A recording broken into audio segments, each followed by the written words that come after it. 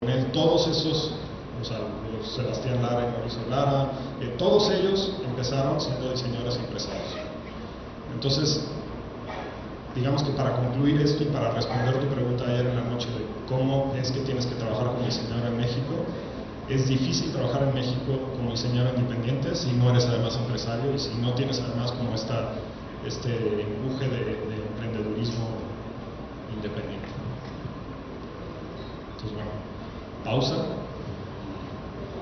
Ahora vamos a hablar de lo que sí quiero hablar. ¿Qué es esto? Como les dije, yo he estado muy interesado en el tema de la sustentabilidad y del medio ambiente desde que salí de la carrera. Y a ver, les voy a hacer una pregunta.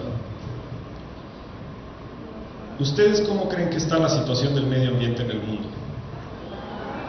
A ver, levanten la mano el que crea que el medio ambiente está perfecto y no hay nada que hacer con él. O sea, que hay que dejarlo en paz.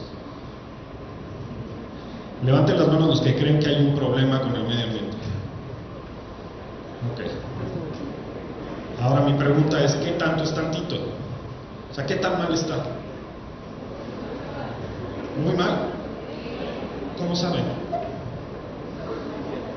¿En qué se basan?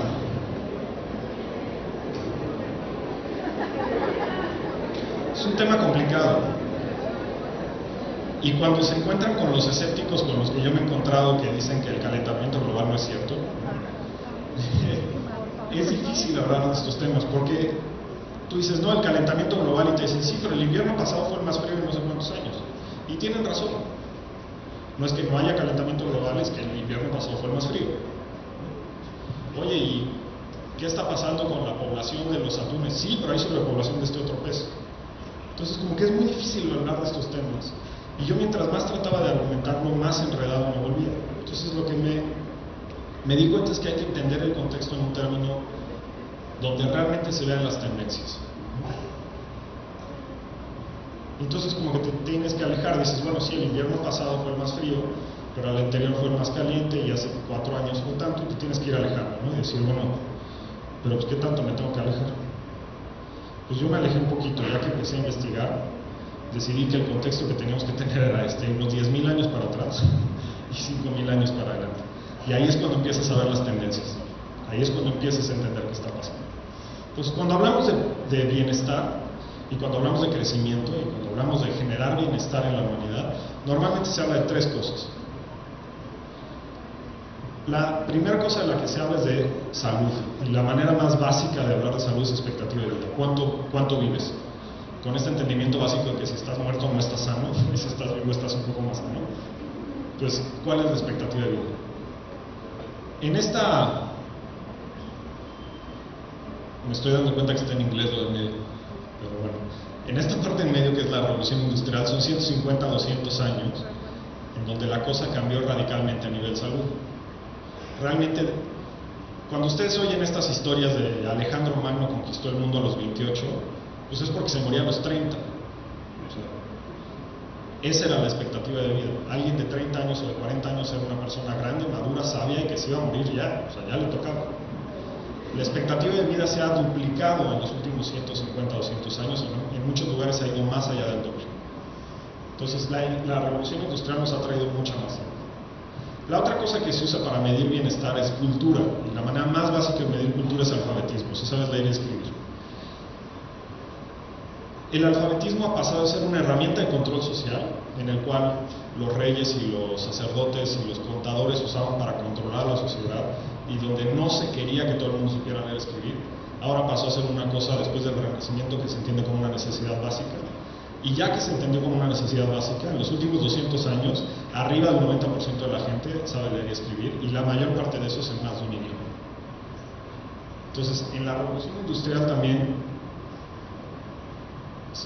explotó el nivel de acceso a la cultura y el nivel de cultura de la población. Y la tercera cosa que se usa para medir bienestar es el dinero. Ahora, la historia del mundo es la historia de la pobreza. O sea, lo que tienen que entender es esto. El mundo en general vivía en la pobreza extrema. La pobreza extrema es cuando tú no tienes dinero para comer o no tienes dinero para pagar servicios de salud básico o cuando no tienes dinero para nada. Hoy en día se considera pobreza extrema a los que viven con menos de $1 al día, o sea, viven con menos de 12, 14 pesos al día. Ahora, ese era el 95% de la población durante toda la historia de la humanidad hasta hace 150 años. O sea, la historia del mundo era la historia de un mundo pobre, enfermo e inculto. Y en los últimos 150 años pasamos de eso a un mundo que es extremadamente rico, extremadamente culto y muchísimo más sano. Entonces esas son las buenas noticias, ¿no? La revolución industrial cambió al mundo, noche y día. Ahora esto obviamente llegó con pues, su precio, ¿no?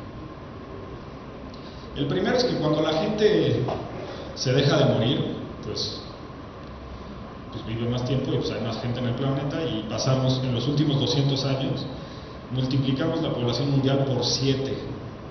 O sea, por cada una persona que había en el mundo ahora hay 7. Todos esos compadres obviamente pues algo tienen que comer. Bueno, antes de hablar de eso, ¿quién sabe aquí qué es la huella ecológica? No cuentan los que fueron al taller. Okay, la huella ecológica es cuánta, no me voy a clavar mucho en esto, pero es cuánto terreno productivo se necesita para que alguien sostenga su estilo de vida. La línea punteada del medio es la biocapacidad, es la capacidad que tiene el planeta para regenerarse cuando le quitas algo. Digamos que si ustedes fueran un bosque y yo corto 10 árboles, si el bosque se puede regenerar, estoy abajo de su biocapacidad. Si corto tantos árboles que el ecosistema no se puede regenerar, entonces estoy sobrepasando la biocapacidad del ecosistema. La huella ecológica de la humanidad en su conjunto ya pasó ese punto. Estamos consumiendo mucho más de lo que el planeta puede regenerar. Esto es lo que les decía, todos esos compadres tienen que comer algo. Entonces lo que ha pasado con las poblaciones de otras especies en el mundo es que han bajado tremendamente. Esa curva corresponde a esta cosa que se llama Living Planet Index. Este es un índice que sigue la densidad de población de 1.300 especies de vertebrados alrededor del mundo. En los últimos 30 años, la población de esas especies ha bajado 35%. Para que se den una idea de los casos más extremos, los atunes, por cada 10 atunes que había en el mar nos queda uno. Nos hemos comido el 90% de los atunes. No es poca cosa. Y obviamente eso tiene una consecuencia que es la cantidad de especies. O sea, estamos hablando de la extinción de especies. Una cosa es que haya menos de una especie y otra cosa es que la especie en su conjunto desaparezca. Ahora, ha habido 5 eventos de extinción masiva en la historia del planeta. La última vez que hubo una extinción masiva fue cuando se acabaron los dinosaurios. Cayó un meteorito y todos los dinosaurios desaparecieron. Se le dice una extinción masiva cuando arriba el 50% de las especies desaparecen. Bueno, todos los años, los biólogos más importantes del mundo le hacen directores de facultades, de museos, de institutos